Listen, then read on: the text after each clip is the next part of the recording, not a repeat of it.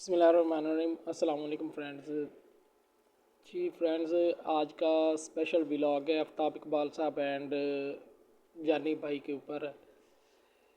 कल से यूट्यूब के ऊपर तकरीबन 2 से 3 या 4 वीडियो ऐसी गर्दिश कर रही है जो कि जिसमें ज़्यादातर यही जिक्र आ रहा है कि सजाद जानी साहब और आफ्ताब इकबाल साहब जो है वो टीम बनाने जा रहे हैं।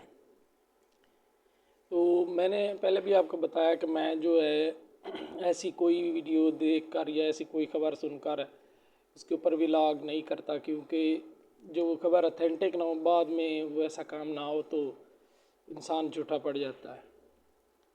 तो ये एक अथेंटिक खबर है जो सबसे पहले अबू बकर भाई जो सियालकोट वाले उन्होंने दी। उसके बाद अली हसनैन शाह है, उन्होंने भी दी। उसके बाद जो मुबीन है गबोल है, वो भी यही खबर रिपोर्ट कर रहे हैं।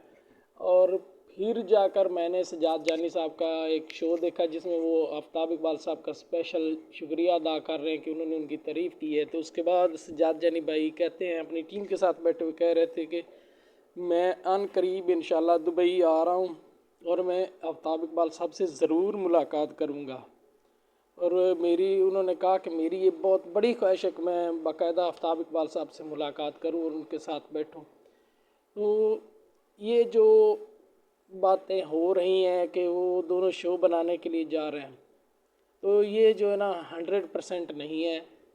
ऐसी कोई अभी तक खबर जो है वो ब्रेकिंग नहीं हुई है। हो सकता है कि आफ्ताब इकबाल साहब जो है वो जानी भाई के साथ मिलकर टीम बना लें या जानी भाई उनके साथ मिलकर टीम बना लें।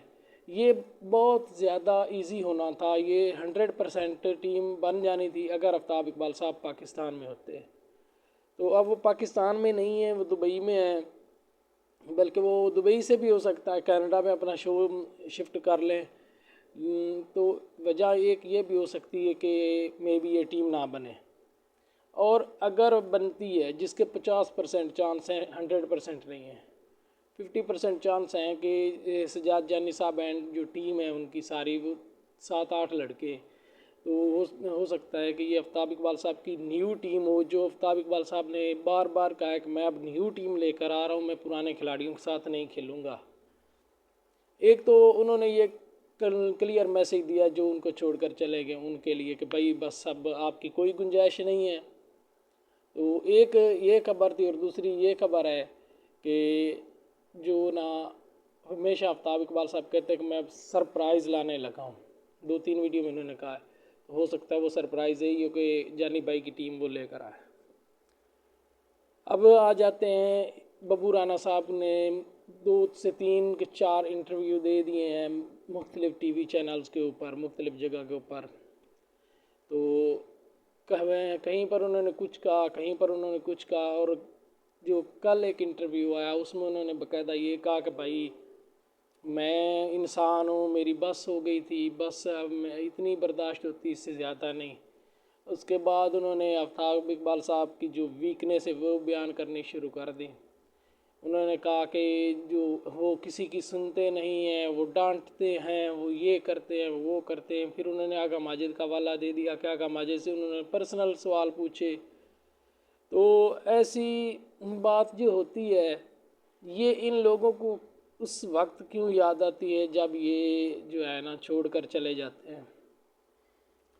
एक बात आप सब लोग जानते हैं, अक्लमंद हैं। एक बात बताएं, अगर एक इंसान आपसे कोई आपके घर के बारे में या अपनी पर्सनल लाइफ के बारे में सवाल करता है या उस पर तंज करता है, वो एक बार तंज करेगा, दूसरी बार तंज करेगा, तो आप उसके साथ रहेंगे नहीं। जब वो पहली बार आपसे तंज करेगा ना, तो आप उसको उसी वक्त ही छोड़कर चले जाएंगे।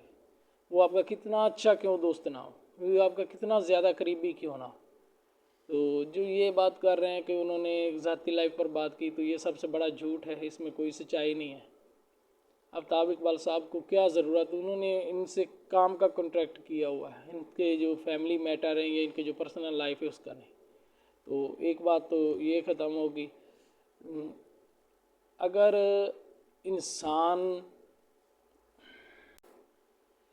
अब तक के लिए इतना ही था। ये एक ब्रेकिंग न्यूज़ भी थी और ये हमारा स्पेशल व्लॉग था जफ्ताब इकबाल साहब, जानी भाई और बब्बू राना की कुछ बातों के ऊपर। अगर वीडियो अच्छी लगे तो लाइक कर दीजिए, सब्सक्राइब कर दीजिए।